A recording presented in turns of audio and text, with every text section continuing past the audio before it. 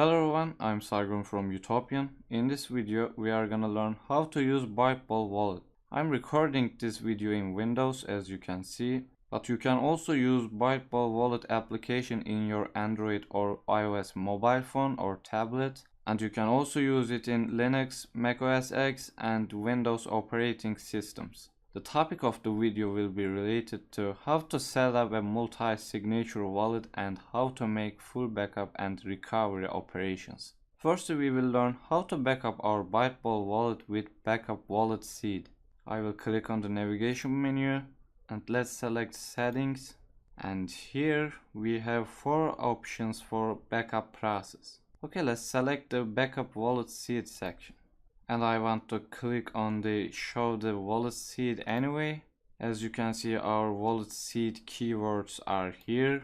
We have 12 keywords for backup process. These different keywords which are generated for you. So these keywords are very important for us to recover our Byteball wallet in case of stealing or hacking. I will hide 3 seed keywords of 12 seed keywords for security reasons because I am currently using my main Byteball wallet. I recommend you save these 12 keyword seeds in an encrypted notepad for security. Keep these keywords very strongly because you can recover your account with wallet seed keywords while your account is in danger. The backup seed allows us to restore any of our public assets inside of the DAG. The DAG means Directed Acyclic Grab. With this feature, the Byteball recovers all of our public assets inside of the DAG. We need to keep these keywords in a safe place, and after that we should delete these keywords from this wallet. When we delete the keywords, we will not be able to reach these keywords again unless we have restored from full backup. By deleting keyword seeds, we will completely save our wallet and hackers will not be able to access our account. And don't forget, these keyword seeds are specifically created for you. Don't lose these keywords and don't share them with others. And keep in mind that you cannot change these 12 keywords. And I want to delete words. Okay. And backup words successfully deleted. Let's check the backup wallet seed. Let's go settings and backup wallet seed. As you can see, we cannot reach the seed keywords right now, and we can use the full backup and recovery from seed options to access the seed keywords again. And let's go to the recovery seed option. It's here. We have a text area here for our seed keywords. When we enter the wallet seeds, and after that when we click on the recover, that recover will force to restart the wallet, and it will also give us back all of our public assets after restart. And our third option is full backup. Let's have a look at the full backup section. In here, the Byteball wallet will create a full backup document based on the current timestamp. And we have a warning note here. Note says, if you plan to restore the wallet on another device, such as a tablet, mobile phone, or another computer, we need to stop using the existing wallet on the current device immediately after creating the backup. And this point is very important. Never clone wallets. If we need access from several devices, we can use multi-signature wallet feature instead of clone. Okay, let's write in these text areas our Byteball wallet's password twice. Now we have 2 options here. We can export the full backup with compressed file option as encrypted document, or we can just export for the full backup encrypted document. The compressed option will allow the size of the full backup file more smaller. This means the compressed option will allow us a bit free up space for our device. So if you have too much public access or black bytes, I recommend to compress export section for you, because normal backup you will have a larger full backup file. I have 0 bytes, so I will just click on the export button. And as you can see here, the backup file name is associated with the current timestamp, as you can see. And here we can choose the path where we want to save the full backup file. And as you can see here, I have two full backup documents here.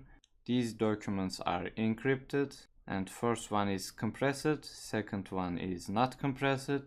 As you can see, the first backup file size is 136 kilobytes, and second one, which is the not compressed, the file size is 4.16 megabytes. So the size of the compressed backup document is much smaller than the normal backup document. And we can also change the backup file name as we want.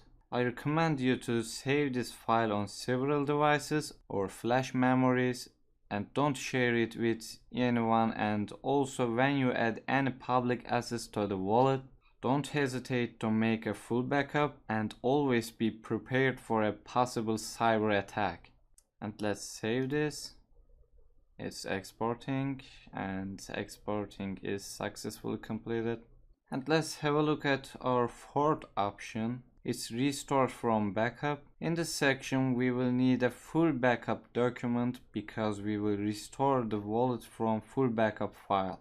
We just created a full backup file, as you know. We will use it in here. Let's click on the restore from full backup option, and then we can use choose file button for upload a full backup encrypted file into our wallet. And let's select our full backup file. It's our new backup file. Let's open this, and I will write my wallet password here, and let's click import. And import successfully completed. As you can see here, I just click OK, and that recovery will force us to restart the wallet. Let's open our wallet again.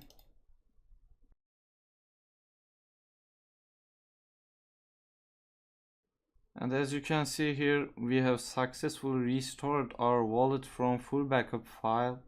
But remember that in this way you can never clone your wallet through these backup methods. If you want to access your wallet through a few devices such as mobile phone, tablet or other computer, you should create a multi-signature wallet. And let's start to pair other device instead of creating a clone wallet. Let's click the navigation menu, and then we will select the paired devices. In here I just click on the add a new device, and then we have two options here. We can invite the other device, or we can also accept invitation from the other device options. I want to use first one, and here we have a QR code. This is our pairing code. We will use it to invite the other device. In this section we need to download Byteball wallet into our device. I already installed Byteball wallet on my phone, and after that I just scan the QR code with the camera of my phone, and the pairing was successfully completed. As you can see here, I have a chat box here. I can also use this window for chat to my phone. I'm sending a message from my phone as hey Sargon. As you can see here, I have received this message from my phone, and I'm sending a message from this device to my phone. As you can see here, we successfully paired our devices. And let's go back to context window. And as you can see here, we have a contact here as Sargon-mobile. Okay, now we can create a multi-signature wallet. Let's click on the navigation bar, and I just click on the add wallet, and then let's click on the multi-device wallet, and we should give our wallet a name. And then I want to use single address wallet because we will a lot of transaction through our wallet. We will have single address attached to all of our paired devices. We will make transactions with different devices, but this will be over a single address. And also the single address wallets will not spawn new address for every transactions, and only single address the wallet contains. So I choose the single address wallet option to avoid confusion and to keep the address always constant. And then I will choose the total number of cosigners as 2. In fact, this is all about our count of devices that we want to invite to our wallet. I will invite one different device to my wallet, so I've selected the total number of cosigners as 2. As you know, I have one desktop and the mobile phone for multi-signature wallet, and immediately after we need to select required number of signatures. This option is entirely related to the total number of devices and cosigners option. I have chosen 2 as the total number of cosigners, so I can make a maximum of 2 choice for this option. I can set the signature of 1 or 2 devices as required. That means if the transaction is signed off with a single device and not signed off by the second device, the transaction will be never completed. So I want to select required number of signature as 2. If I select total cosigners as 3, I can choose up to 3 required signatures now, as you can see here. But I want to select 2. And I want to select cosigner 1 as Sargon-Mobile, which is my second device. And as you can see this button, it says create 2 of 2 wallet. These 2 of 2 numbers are directly related to the number of signatures and the total number of cosigners. This means I have 2 devices paired to the wallet, and I will make transactions every time both devices need to verify that transactions. So if I change the number of required signatures to another number, it will change 1 of 2 wallet or 1 of 3 wallet. And then I click on the create button, and I just verified it on my mobile phone. And as you can see, my multi-signature wallet is successfully created, and I have defined the name of my wallet as Sargon-Multi. The name I have defined as you see it here. We came to the end of Byteball wallet tutorial. Thanks for watching this tutorial video. See you later in next tutorial videos.